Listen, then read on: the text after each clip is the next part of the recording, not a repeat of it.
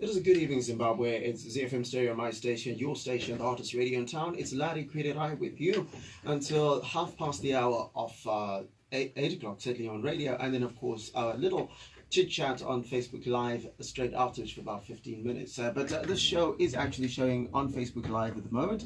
And so if you want to catch up with the show, just go to facebook.com/ZFM Stereo. Before I introduce our guest for today, just to remind you of other ways to access this show. If you've got family and friends across the world, if you want to listen via some of the frequencies, you can listen to us in the country at Chivu 99.8, Cholocho 97.9, Chimanima 91.3, Victoria Falls 106.5, Bulawayo, my hometown, 106.7. And we're broadcasting out of Harare, where our frequency is 106.4. Listen to us over the internet. It's www.zfmstereo.co.zw. That's our website. And also, you can also listen to us via the TuneIn app. Just download it for free and just look for ZFM Stereo. You'll be able to listen to us live and in charge. Of course, if you want to get in touch with us in the studio, first of all, our social media platforms being at ZFM Stereo, and as I mentioned earlier, facebook.com/ZFM Stereo, and you can listen to us also, or rather, you can also contact us via our Instagram platform, which is at ZFM Stereo ZW, and this show, of course, is available on iTunes. Just look for the platform on ZFM Stereo. Within 24 hours of a live broadcast, it'll be available as a podcast. The call number to get in touch with us on is 0772168045, and our WhatsApp number being 0731168045. I'll be reminding you of all those details, especially how to get in touch with us as the show goes on. It's exactly 2 weeks before elections, so the country's electoral body, the Zimbabwe Electoral Commission, has been accused of trying to tilt the election in favor of ZANU-PF. To help us make sense of all this in the studio, we're joined by ZEC Commissioner, Dr. Qhubani Moyo. Welcome to the show, sir. Thank you very much, and welcome. I'm glad to be here today.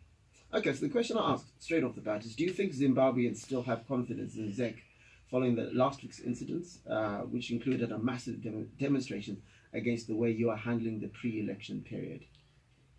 I think we have lots of Zimbabweans that have confidence in the way in which we are running elections, and we are, not averse to any criticism.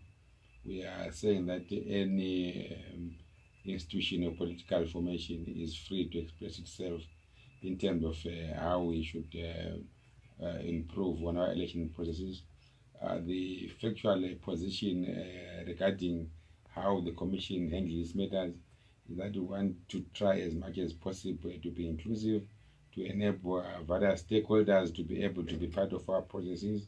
Where we disagree, we do have platforms of engagement. In this case, we have the platform of the multi-party liaison committees, in which we invite all political parties to try and find consensus on how we can proceed on matters of difference. Where we can't find any common position, political parties are allowed in terms of the Constitution of the Republic to express themselves using other means. And the demonstration that was done by one political party last week is one such. But the reality of the situation is that we have 23 presidential candidates contesting this election, and there were 55 political parties contesting in this election. And therefore, the Commission, while acknowledging the grievances raised by one of the 55 political parties, also does acknowledge that there were other political players, 54 or so, that did not express themselves. For us, so there are many other players that agree with the way we're doing things, because the way we're doing things is that we stick to the Constitution of the Republic, which defines how we must conduct elections, and also we stick to the electoral laws, which also clearly stipulate the nuts and bolts of how we do everything. So clearly, yes, more Zimbabweans have confidence in the ZEC compared to the other political players that do express themselves, which expression we do also accept as a commission that is part of their democratic right, in this election process. 0731 168 Get in touch with us on WhatsApp and just tell us what you think of that opening statement. Do you still have confidence in the way ZEC is running the affairs around the election, especially this pre-election period? If you're not satisfied, tell us why you're not satisfied, and the Commissioner will be able to respond to you. The nation needs to know something, though. What actually transpired at Ross Camp last week? Well, let me just start, by developing on the previous section, submission that I made. That the Commission holds the elections on the basis of, various landmarks. One of the key landmarks is, are we doing the election in terms of the electoral regulation that are stipulated or the Constitution, or within the acceptable legislative environment? The answer to that is that yes, the Commission has satisfied itself that it is following the law to the letter. The second thing that we need to look at is is the Commission following the election in terms of using a properly constructed voters' roll. We are very much satisfied that we are using a voters' roll that is well constructed and is foolproof, a BVR voters' roll that cannot be tampered with. The other thing is the electoral environment itself able to give other players adequate space to be able to as that they want to go to? Our answer is yes. This time around, we're in an election where we have political parties, including opposition, being able to move as much as they can. The other thing is, are we having an election where the media itself, especially the public media, is giving adequate space to all political players? Our answer is that we are convinced that there is a fair coverage given to all political parties that are happening. And then quickly jump to the issue of the Rose Camp issue. If this question had come to me yesterday, I was going to give our position as the Commission regarding that issue. But unfortunately, that issue is now sub judice. There is a High Court application that has been made by the MDC or MDC led by Mr. Chamisa regarding the issue of the Rose Camp and the whole issue of the postal votes. That party is seeking the courts to nullify the whole process of the voting by postal ballots that has happened, and as such, because the issue is before the courts, we are restricted from commenting further around it until the court makes a judgment around the matter. Okay, but the issue, for example, there were conflicting statements that were coming out. There was a statement that was coming out from the Commission, and there was a different statement that was coming out from the police. What happened there? That is in public. Surely you can comment on something that is in the public domain. Well, I think on that one I can comment and say that the whole process of the postal ballots happens this way. That the electoral officers, be they in security organs of the state or diplomatic service or any other organ, who will be off their duty stations during election day, deployed to do election business, apply for to vote in advance in what is known as the postal ballot system. When they apply to the CEO, they are then screened and approved. Once approved, the postal ballots are sent back to them for them to vote in the privacy and comfort of their own, and then they send back by a courier service the postal ballots to the CEO, who then keeps them until they are sent together with election material to where the individual person is registered for purposes of verification on election day and counting with the rest of the election material. In this case at Rose Camp, the security forces or the police apply using Rose Camp or as their station in which they are voting. So those ballot papers came, in bulk, and the respective commanders then invited the voters or the police officers to come forward and receive their ballots and vote, in their secrecy. And they put them in the envelopes, sealed the envelopes, and then put them, in the, in a holding box, which was just for purposes of holding for that time before they are put in a courier, a box to be taken to the CEO to arrive not later than today, which is the closing date for the purposes of receiving those votes. Then the real issue is, it is not necessarily stipulated that voting takes place within a particular time during that period where the postal votes have been sent out. The CEO sends them out and expects them to be back at a certain day. There is no requirement that he must know that this particular institution or person voted at a particular time, whatever time. Because, including, we also have diplomatic missions that are scattered all over the world voting. So it's difficult for the commission to monitor what happens at that time. So when the CEO was asked, is there a ballot, a voting booth that has been created in Rose Camp? His answer was no, there is no ballot booth created at Rose Camp, because it is not any requirement that there must be a ballot booth. People get their ballot papers in envelopes, they vote, and then they seal those envelopes, and then they take it back to their commanders for purposes of couriering. So the conflicting statement that people speak about is a statement in which our CEO, Mr. Slaigwana, spoke about not knowing or that or not accepting that there was voting through a booth that was created at Rose Camp. In any case, it becomes difficult to know when postal votes are administered, because they are done individually. They are unlike the general election where you do it within the same day. Are you making an admission that you did not know that there was a voting taking place? And if so, how do we know that you have this under control? What we are saying is that the process of voting using postal ballots doesn't require the actual presence of the commission itself. What the commission does is that it dispatches postal ballots to individuals that have applied and qualified and are voting. And these individuals are scattered all over the world. Diplomatic missions, Zimbabweans, security forces that are in peace missions, and security forces that will be off duty of their stations during election day.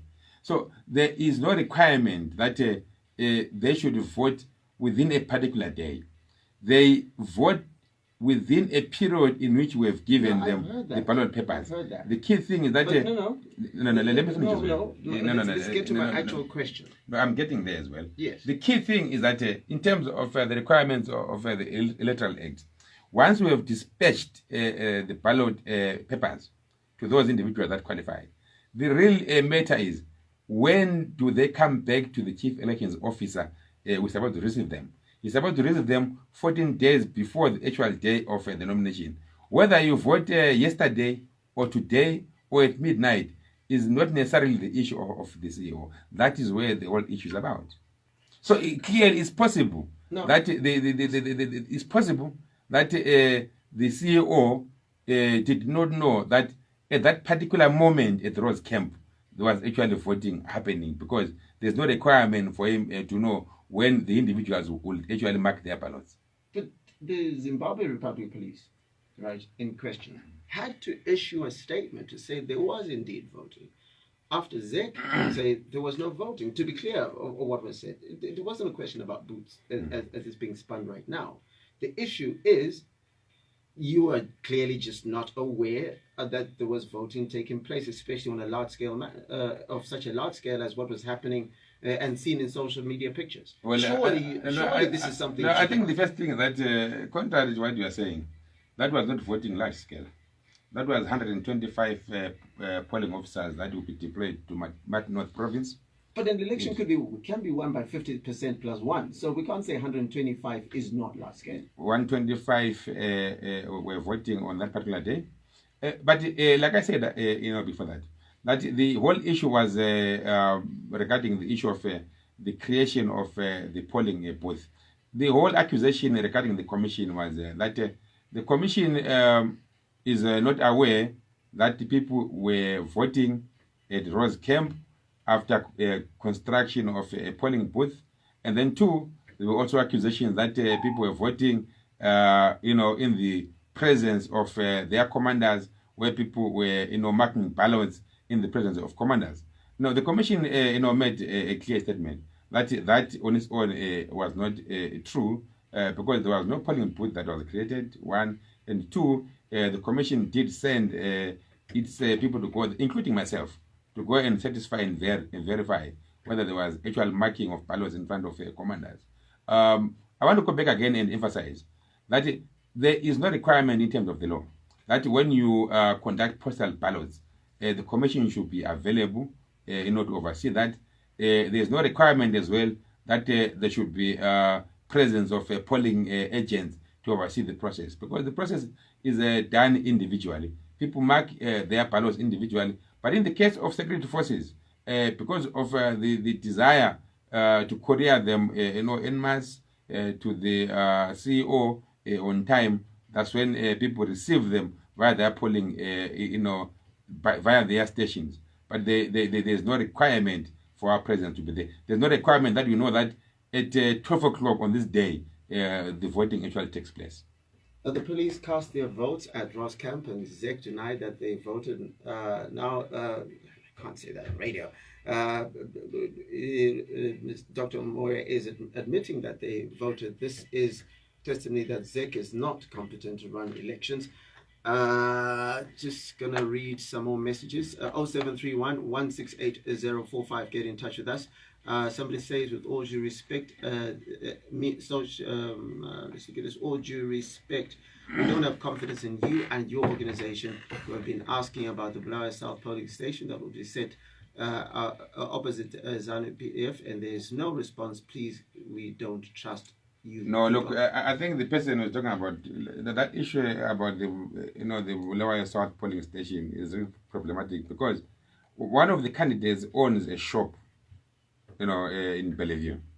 And then there is a traditional polling station that is about 300 meters away from the shop at Bellevue Spa.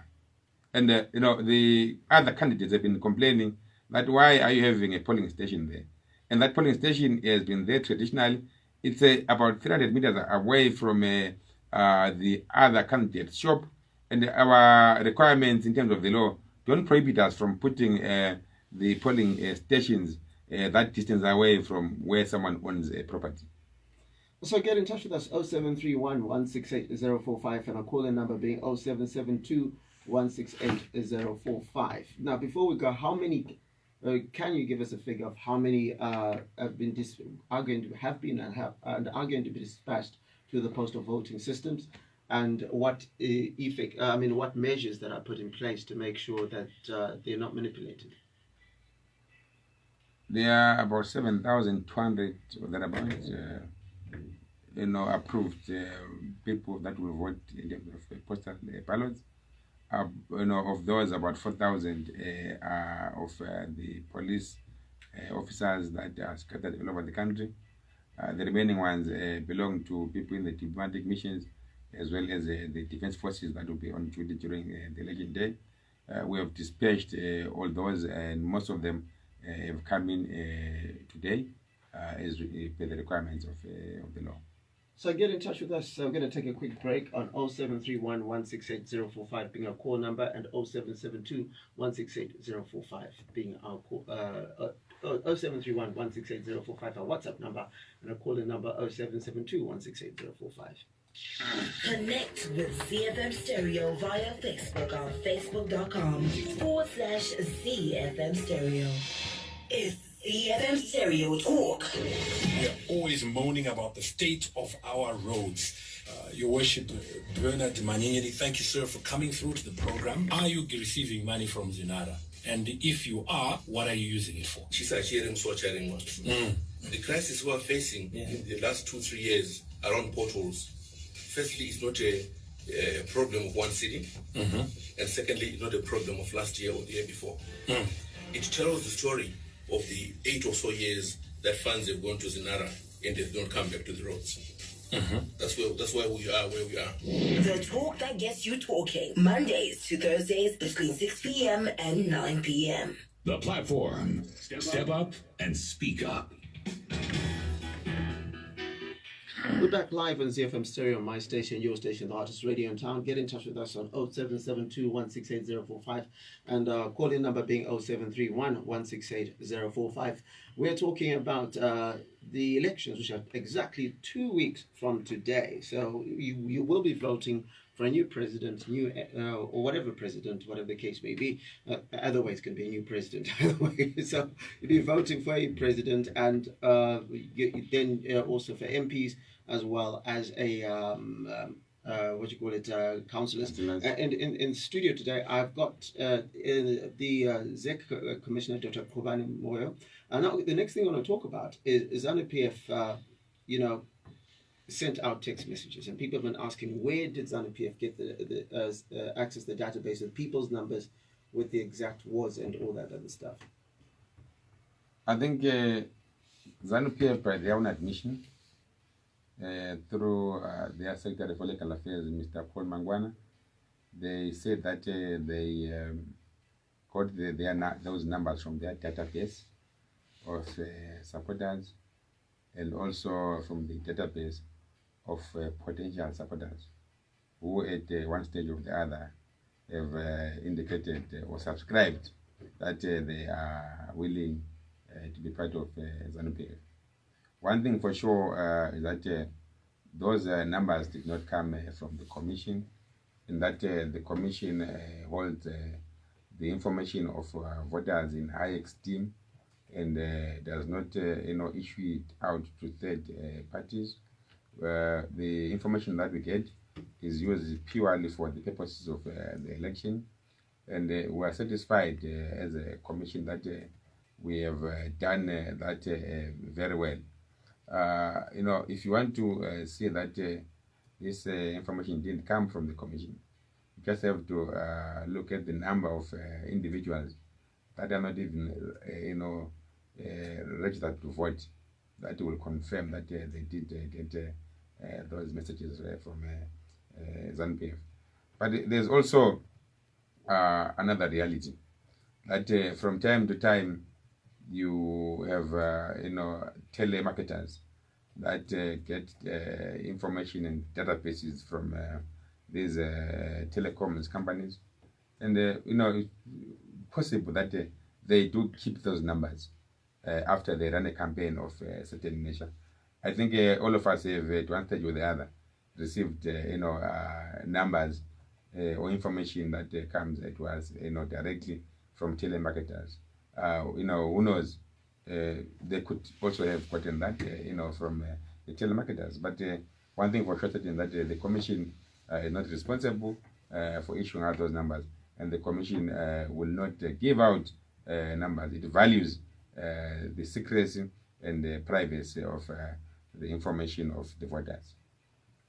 Okay, then I also want to ask now that the issue of the ballot paper itself is something that's become contentious, especially with the opposition parties. Why did ZEC, for example, produce a ballot paper with 12 candidates on one side and 11 on the other? Who approved the layout? Well, it's actually 14 candidates on one side and 11 on the other. It was approved by the Commission. The prerogative of the design and printing of the ballot lies with the Commission, using its discretion. And we are obliged in terms of the Electoral Act to follow the alphabetical order. So the Commission did follow the alphabetical order. If you had to look at that ballot, it does follow the alphabetical order, clearly. in a design that is able to ensure that the candidates fit in one ballot. There's a talk that we should have put the order in one straight line. It's a very valuable request, but the problem with that the paper was going to be very long, A3, and when you fold it, it was going to create problems because we're going to fill our ballot boxes quicker than the numbers that we could use. And also the aperture of the ballot boxes itself will not be able to capture the huge folded A3 ballot papers. In any case, look, when you look at it and you ask yourself, what really is the problem with a ballot paper that does put candidates, even if it puts them in two columns? Because when voters go in there, they are able to tell what they want to vote for. There is nothing like voters will vote for the first candidate, number one. Voters know who they want to vote for, and they look for that in the ballot paper. 0731-168-045. Get in touch with us and call us also on 0772-168-045. Just reading some messages here. Says, I'm not a ZANU-PF supporter and I've never attended a ZANU meeting. Why am I? How come I received the message? There's Ab from Guadzana. Then looking at someone says, yeah, how many polling stations are we going to have in the whole country? I want to know the exact number, and are they going to be published? Personally, I don't have faith in ZEC because the whole group is very arrogant and they think they know everything and don't listen to people. Solomon Mtizwa. Well, I'll quickly come in and say that, you see, when you are a ZEC commissioner or when you are in ZEC, you are like a referee. Every party wants to win the match, but you just have to play according to the rules. We play according to the rules, and those rules are well defined in terms of the constitution of the country and in terms of the electoral act. If you go hard against another player in the box, it's a penalty. Whether you like it or not, we will give it out as it is, without fear, without a favor. So the issue of confidence on the commission doesn't really surprise us. It's a matter, of problems that really happened many years ago. The current situation is that we are building confidence brick by brick. We are very much convinced that as we go on into the future, people will have confidence in the commission. Part of the confidence building measures included dealing with the most conflictual issues that were happening before. One of the most conflictual issues was the issue of the voters' roll, which was said to be in shambolic state, and the BVR process has managed to ensure that it brings on board a much more credible, much more better developed voters' roll. Then regarding the issue of someone who said that they received a message from a ZANU-PF when they are not necessarily a member of ZANU-PF, I said that ZANU-PF, in their own admission, not our admission, said that they were using a database of their supporters, and they also said that they were using a database of their potential supporters, who might have given them the phone numbers, at certain platforms. And I emphasize that it's possible that they could have got them from telemarketers, but also that there are people that are not even registered to vote that sent to us that they received messages for that campaign. So we cannot blame the commission for that. People must make reflections and know where they leave their numbers.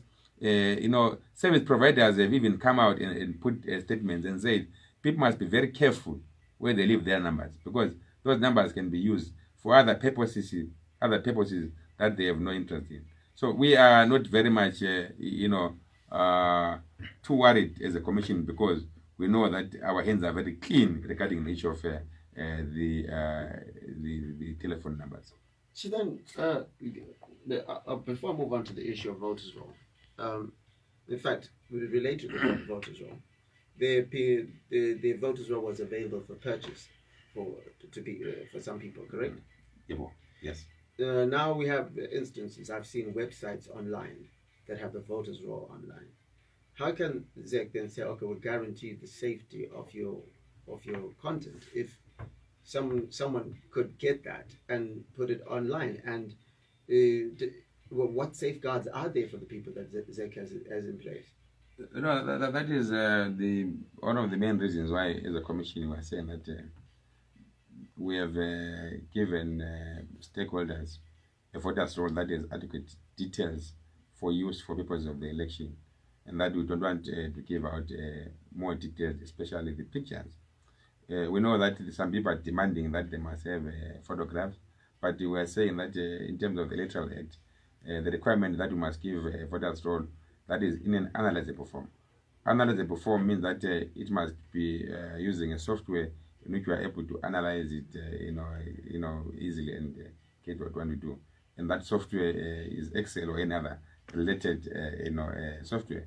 The one that has a photograph is, PDF, so you can't really analyze it. We are saying that there's need for a balance in terms of the information that we give out to political parties and the privacy of our voters and the citizens.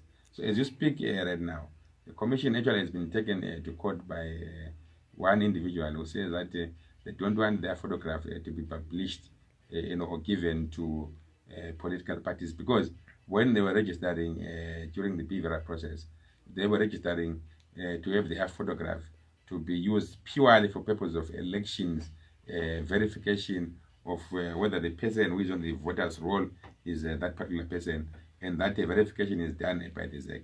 They have said that they don't want their pictures to be given to anyone. So the commission finds itself in a very thin line, in which in our attempt to balance between transparency of dealing with political parties and also in terms of protecting the privacy of the citizens. But yes, clearly, every individual who is contesting, be it a presidential candidate, be it a House of Assembly, be it a council, they have received an electronic copy of the voters roll from the commission. And unfortunately, it is these people that have could have given out the voters roll that we have seen appearing, in the media and online, and that is very unfortunate.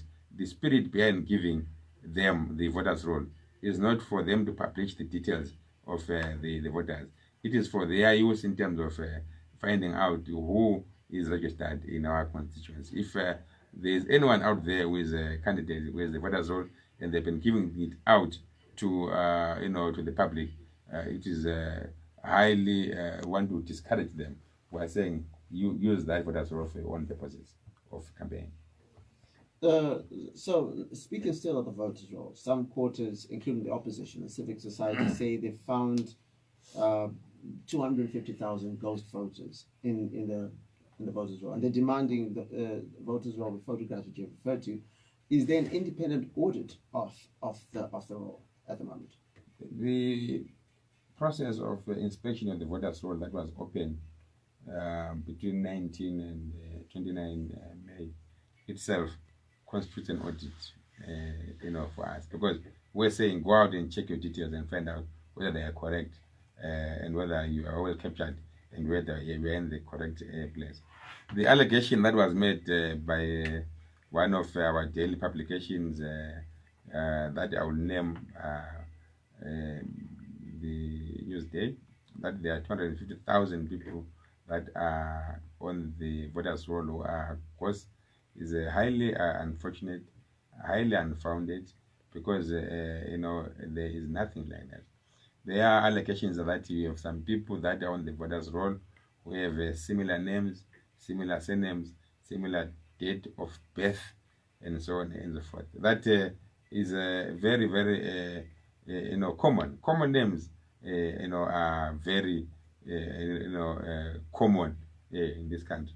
So what they did was to take all those common names, and they lumped them together collectively to say if you have Qhubani Moyo that are 20 in this country, Qhubani Moyo that are 50 in this country, then they lumped those together and then they said they are ghost voters. But the truth of the matter is that we have similar names, but we don't have people that have similar ID numbers that are on the voters roll. The process of verification of the voters roll was very rigorous. Very rigorous in that we ran it through a sophisticated software that was able to identify double registrations by the ID numbers.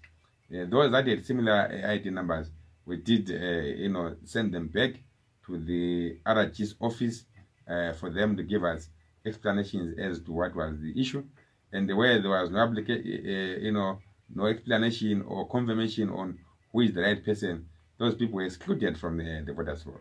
So the voters roll in its current state does not have anyone that has a similar ID.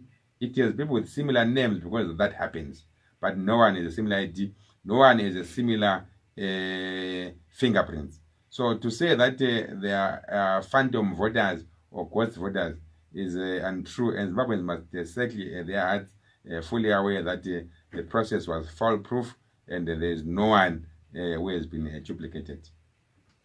0731-168-045. I received messages from so many companies I don't know about. Those people are being realistic. That is Fulton. Just looking at another message here. Get in touch with us on 0772-168-045. I'm looking at your at phone calls right now. I'm going to take a couple of calls. You can talk to the commissioner here. It says, can we know if the 22 candidates have not submitted their presidential adverts? Since we hear the public broadcaster is only advertising one presidential candidate. Is that fairness of media? Is it not one-sided? It's Farai Narai. I think, Farai, there are two elements to the campaign. The public broadcaster is a failed space for all political parties contesting, all candidates contesting through their program. I think the candidate and the ballot. I've seen a number of candidates coming in to explain their manifesto and their policy framework. Those are current affairs programs that are free of charge. Then you have the commercial advertising, where political parties are all free to advertise, provided they pay the public broadcaster or any other media house that in which they want to advertise. In this case, we have seen one political party being able to advertise, but that does not mean that other parties are forbidden from commercial advertising. And then in terms of the programs that relate to the manifesto or policy documents, we have seen political players coming in, to talk what they provide. But let me quickly come to something that it almost passed my mind regarding some of the complaints that are being raised by people on our voters roll. Some people are saying that we have so many people that are registered as staying in one address. The commission, in its initial processes of registration, indicated that we wanted every person registering to have a proof of residence. That proposal created lots of problems among the citizens who said, let people come in with affidavits, to say, I stay wherever I stay. Even if I stay below a tree somewhere in Makaya or somewhere in a river or wherever I stay, just accept me because I'm a Zimbabwean whose proof of residence is what I've said. So we did accept that. Councillors, MPs, and other eminent persons in society signed affidavits to say that those people that they were signing for were staying where they said that they were staying. That resulted in some instances where you have 100 and something people staying in one place. For instance, we have a situation where we have 130 something or so people in Chitungwiza that registered using one shrine as their address. And for people to come around and say that they want to blame the commission for that, it becomes unfortunate because the commission was very clear in the beginning that let's use proof of residence so that we are able to detect anyone wanted to register without staying in that place that they claim to be registered. So I think for now, we need to live with the reality that we are all collectively responsible for the consequences of those many registrations in one place, and move on and see how we can correct that in future. Okay, let's take our first call. You're live on ZFM Stereo. What's your name, contribution, where you're calling from? Hello? Yes, you're live on ZFM Stereo. What's your name, contribution, where you're calling from? My name is... Hello? Yes, we can hear you clearly. My name is Gilmore. What's your contribution? Concerning the issue of ZEC, ZEC is biased towards one party. Why do you say that? That issue of Rose Camp, we saw it on the social media. And ZEC, how can it say they were not aware of people voting, yet it is the board that is responsible for voting? Thank you for your contribution. Okay, that question. Well, it has become a cliche among some few Zimbabweans that ZEC is biased towards one political party. The majority of Zimbabweans that have confidence in ZEC have kept quiet and they have not made noise about it, because they know that ZEC is following the law and that the ZEC is following the constitution. I've explained myself regarding the issue of Rose Camp that the Chief Elections Officer dispatches the ballot papers to people that qualify to vote. These people are scattered all over the world, embassies, police stations, and so on and so forth. And the requirement in terms of the law is that once those papers have been dispatched, it is up to the individual voter who qualifies to vote, who has received the ballot, to vote in his privacy and then send back the ballot papers. In the case of disciplined forces, they vote and then they give to their commanders to send them in bulk, so that the courier cost is taken care of by that station. There is no requirement that ZEC should be present at the actual polling, and there's no requirement that ZEC must monitor that particular process. ZEC dispatches, ZEC interfaces with the ballot paper once it is sent back to the head office. It is the law as it is at the moment. We can only encourage people to say, probably, maybe getting into the future, if there is a way in which it can be reconstructed so that ZEC can be present when voting happens everywhere.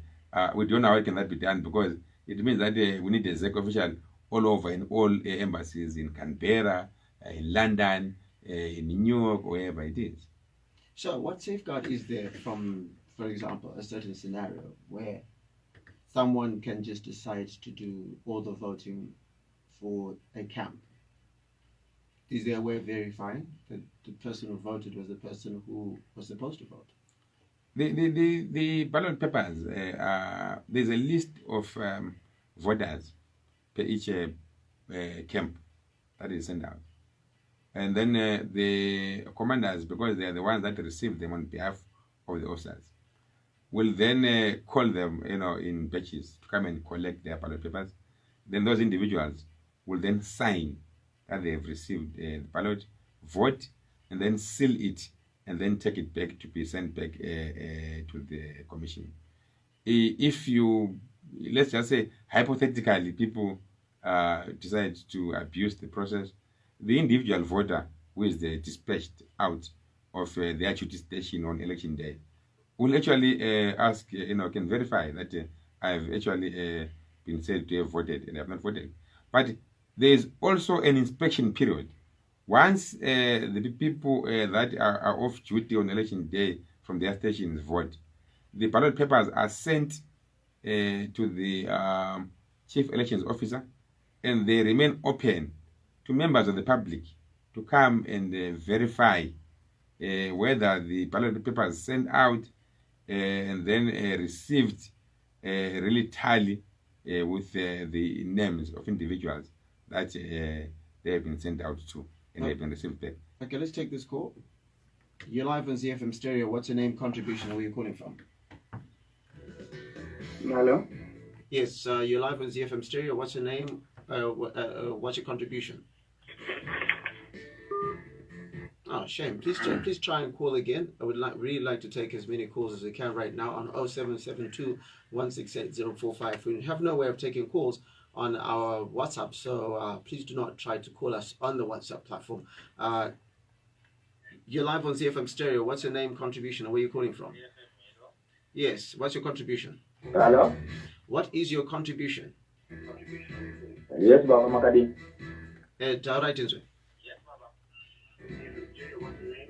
Hello? Okay, please try and call again. Please get in touch with us on 0772 168 045. Let's try to and just give me your name, where you're calling from, and your contribution, and we get you live on ZFM Stereo. What? You're live on ZFM Stereo. What's your name, contribution, and where you're calling from? Yes, what's your name, contribution, and where you're calling from? Yeah. Maybe I'm not getting you. Maybe I'm getting me. But I need to... Okay, seems as if there's some sort of problem. Let's see if you can get the techie to come in here and have a look at why we're having this problem. Let's try this call one more time. You're live on ZFM Stereo. What's your name, contribution, and where you're calling from? Oh dear. We'll try again. I will try again. One last time before we try and get the techie to come in here. You're live on ZFM Stereo. What's your name? Tauraitis. Tauraitis. Hello? Tauraitis. Hey, Tauraitis. Okay, we seem to be having some sort of problem. Please, we can hear you clearly. If you call in, just give me your name, contribution, where you're calling from. We can hear you absolutely clearly, so that we don't have too much of this back and forth. You're live on ZFM Stereo. Name, contribution, where you're calling from.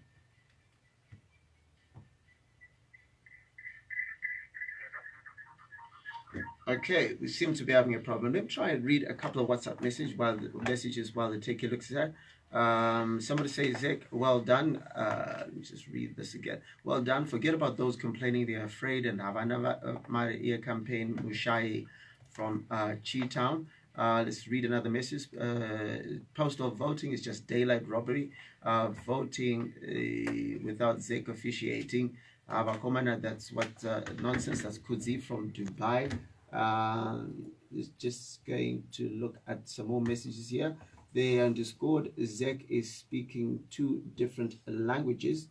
Let's look at some more messages here. Someone says I was not answered. How many polling stations will there be? Okay, no, sorry about that. I think it slipped off my mind. There are about 10,900 polling stations, if I'm not mistaken, but slightly below 11,000. You also may want to know that the polling station numbers slightly increased after voter registration, because in the initial instances we indicated that we want the polling station to have up to a maximum of 1,000 voters. This was meant to ensure that there is ease of voting during election day.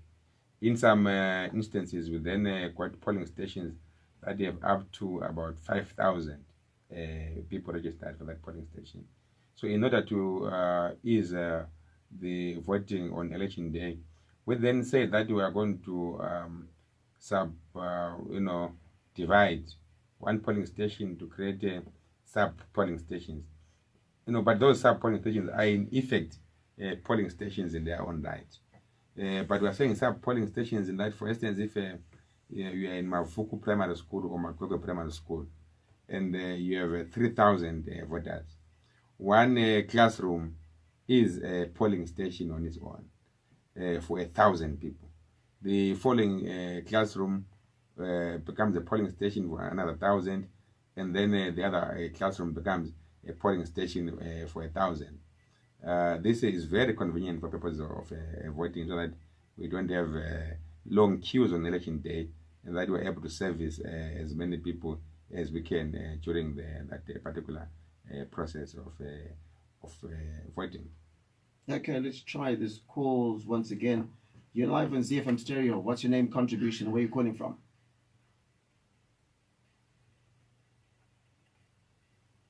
Hello, is anyone there?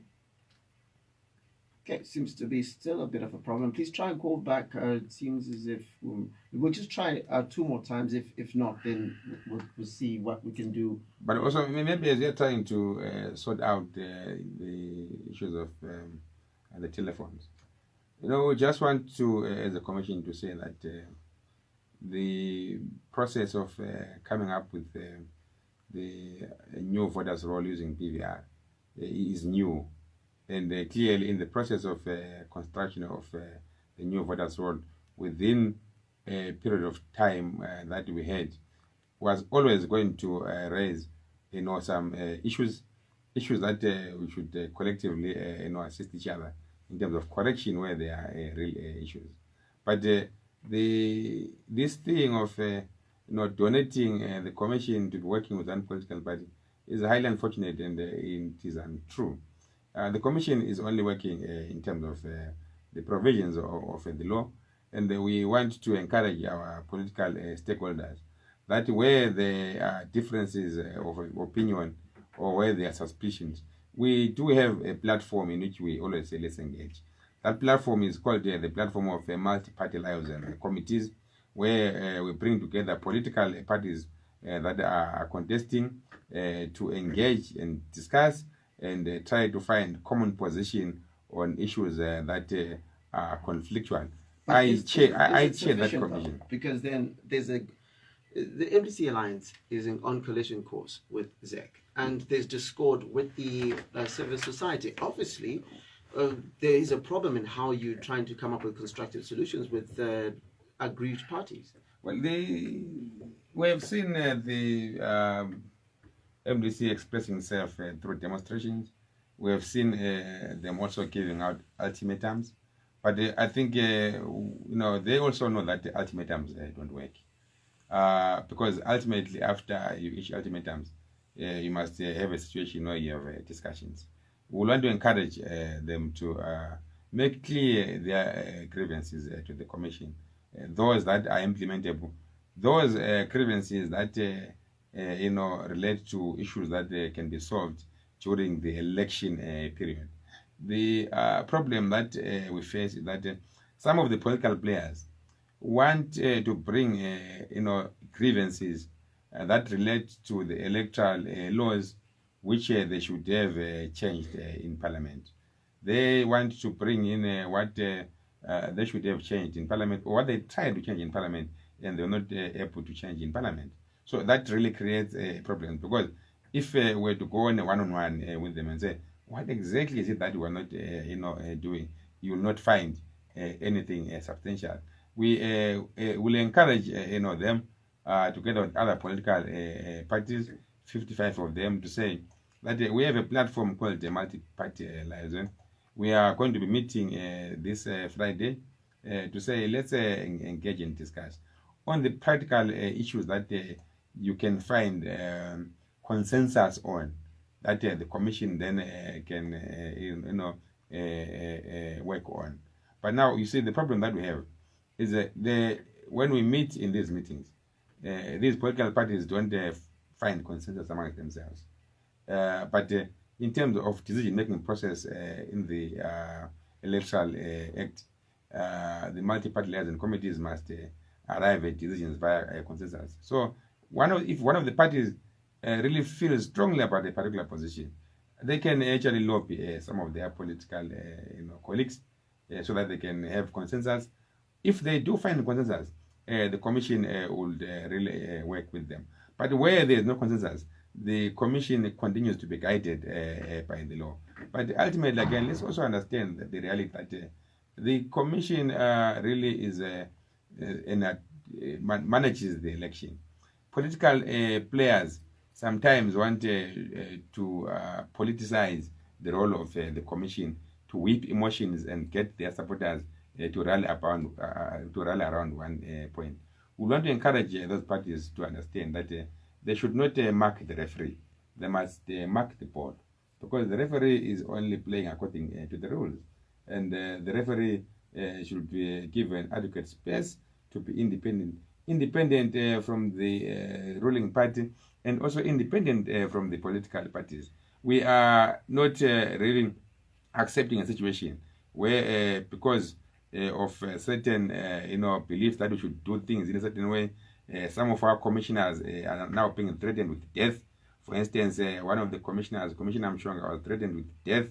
We are also not accepting a situation where one of the parties will mobilize multitudes of its supporters to march to the commission offices to go and say all derogatory statements against our chairperson commission, calling words that are unprintable or words that can be said in a family station like ZFM. That is unacceptable. Okay, I want to do follow-up questions, and that keeps tuned into our Facebook live stream. We're going off air in terms of radio, but we're going to have about 15 minutes in another section of the station where you can still speak to the commissioner. I'm just going to ask him a couple of questions that we're not able to field throughout the program. I really want to hear the information surrounding the issue of the death threats, and among other issues, especially some of the issues that you've been sending to us here and also on our Facebook platform. I just get otherwise. Thank you very much, Dr. Qhubani Moyo. It's 2 weeks from now. And then 5 days afterwards, we have a result, and maybe you have less sleepless nights.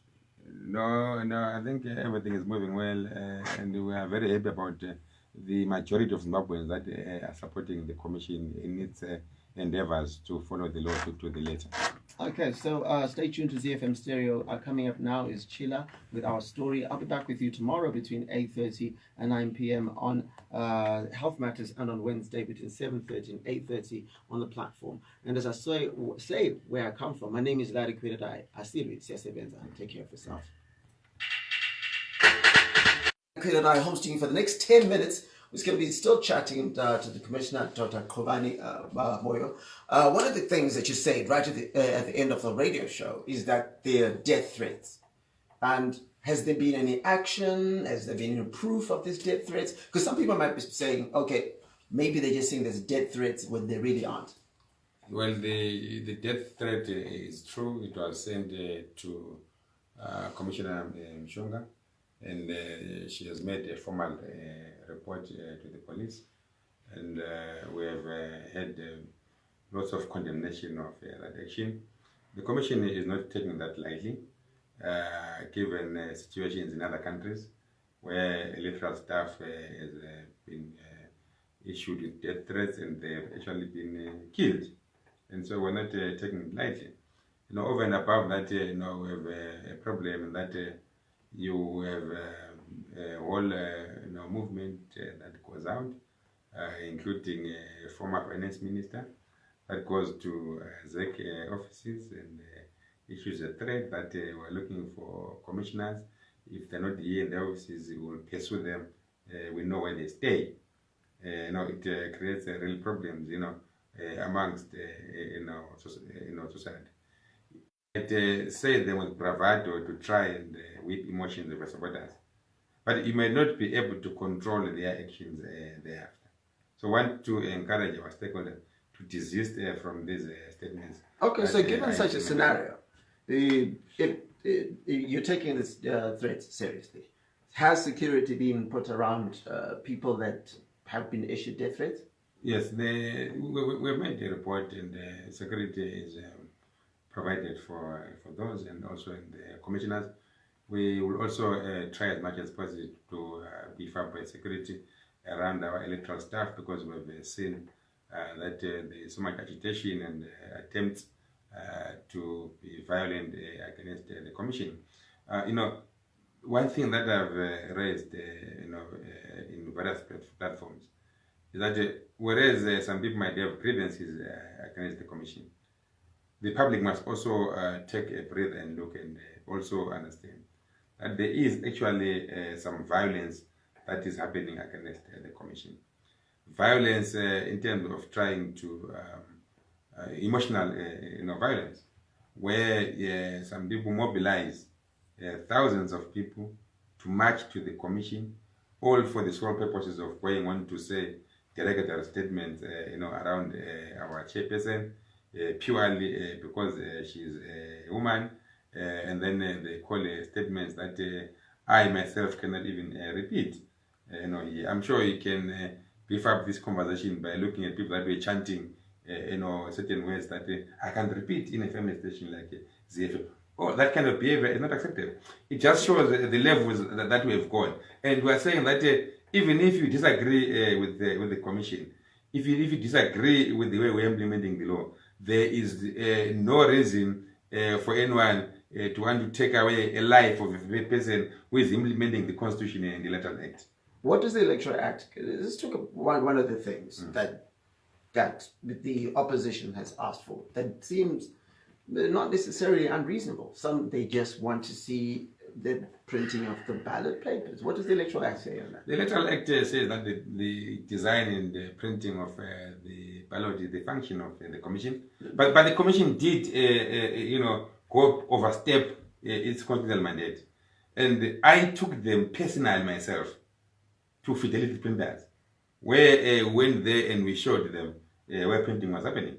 No, they want to be there. No, is there anything that says that they can't? Yes. No.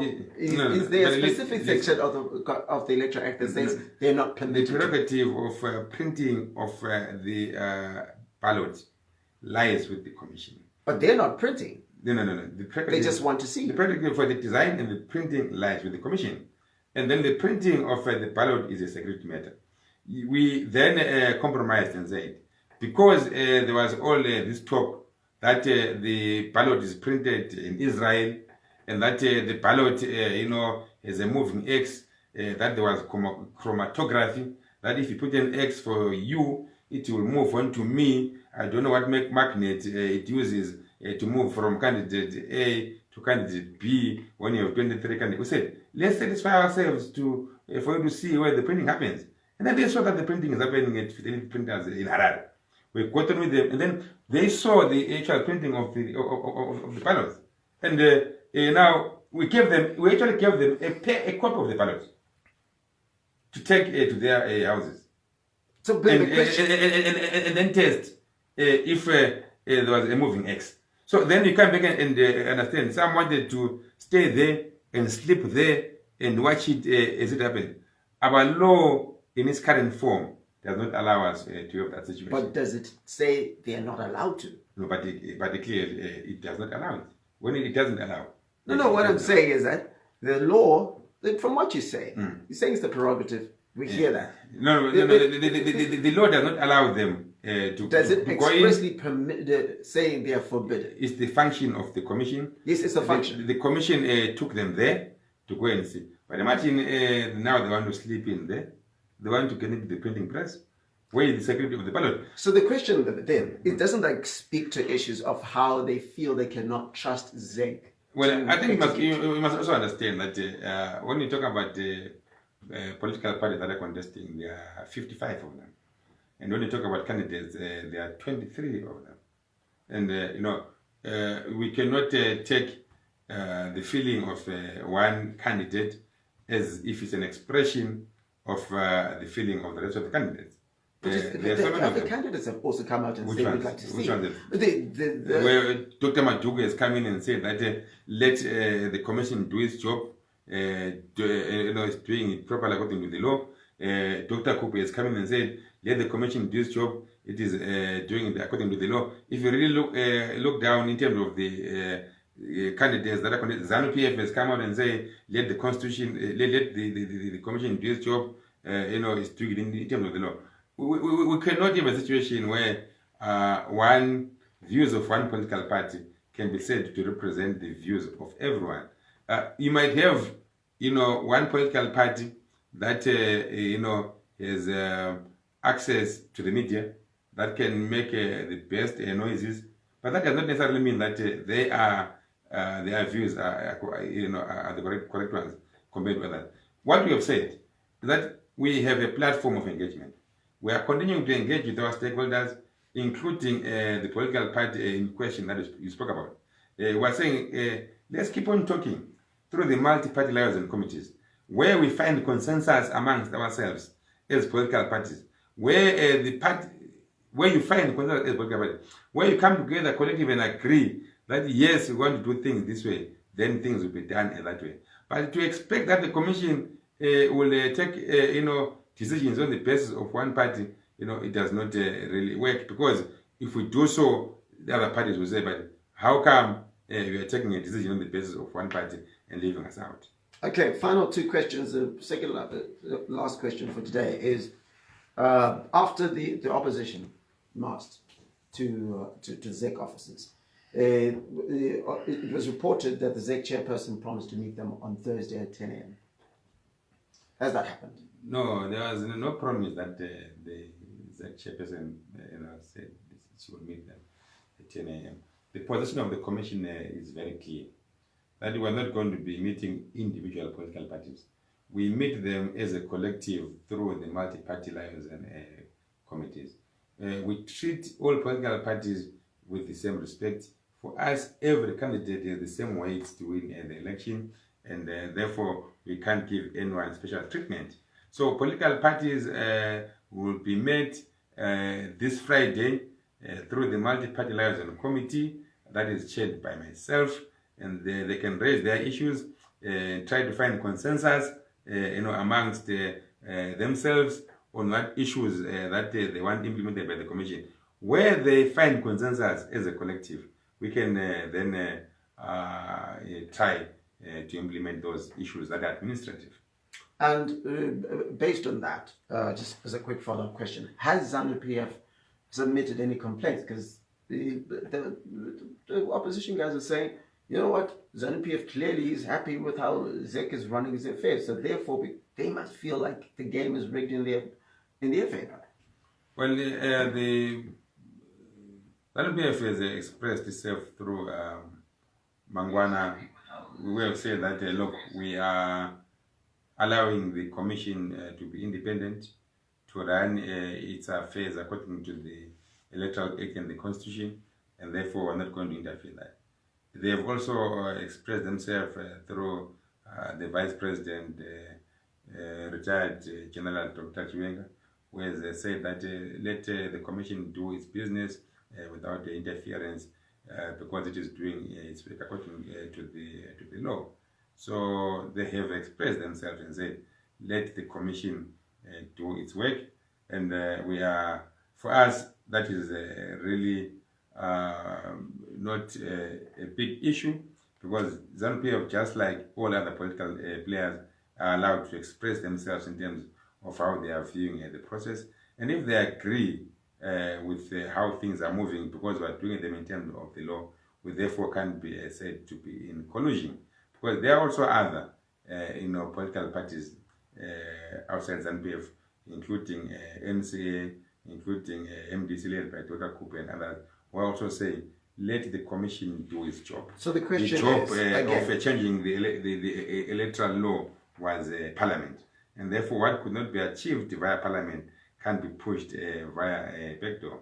So ZANU-PF has not complained? No. Only the opposition is complaining? ZANU-PF is complained against the opposition, that he has said that there are certain things that need to be done outside the law. They have not complained to the commission. Which, okay, you can understand how then people feel like, because they don't complain. No, but there are issues that some people say are not unreasonable. But you see, I think the whole issue is that when you talk about the public, there are different publics. There are different people. We need to understand and define them. I've said to you that as far as I'm concerned, the majority of Zimbabweans have confidence in the way ZEC is doing business, except that they are quiet and they are just waiting for the election day to express themselves. The vulnerable, weak Zimbabweans that want ZEC to follow the Constitution are happy that ZEC is following the Constitution.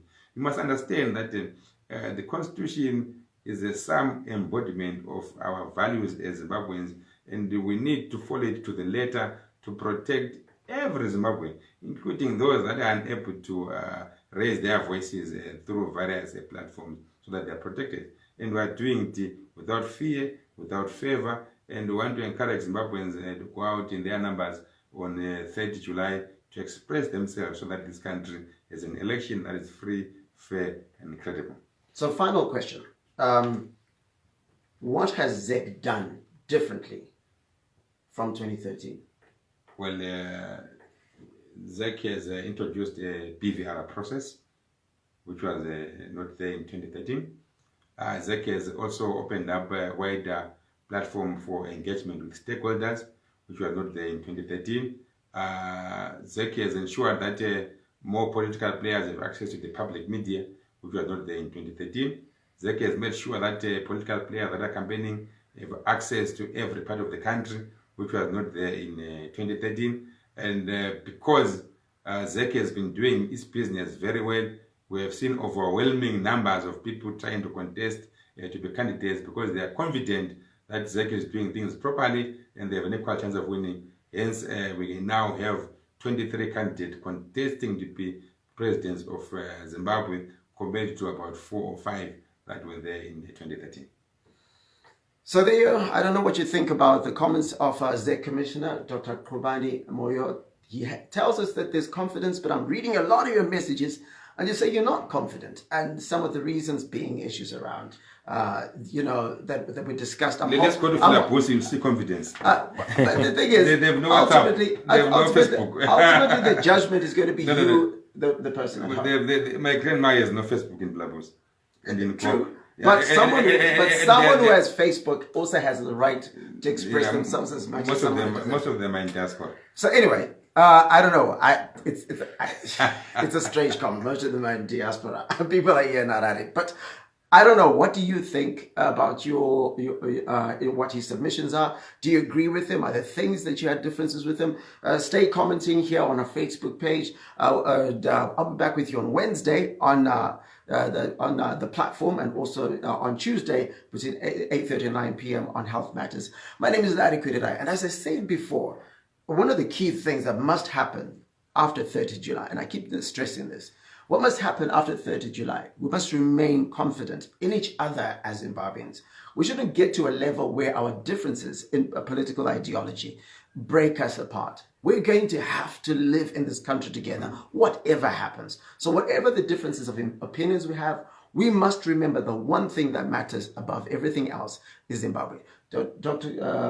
Moyo, thank you very much. Thank you. My name is Larry Kwirirayi, as I say where I come from. Asiri, siyasebenza. Take care of yourself.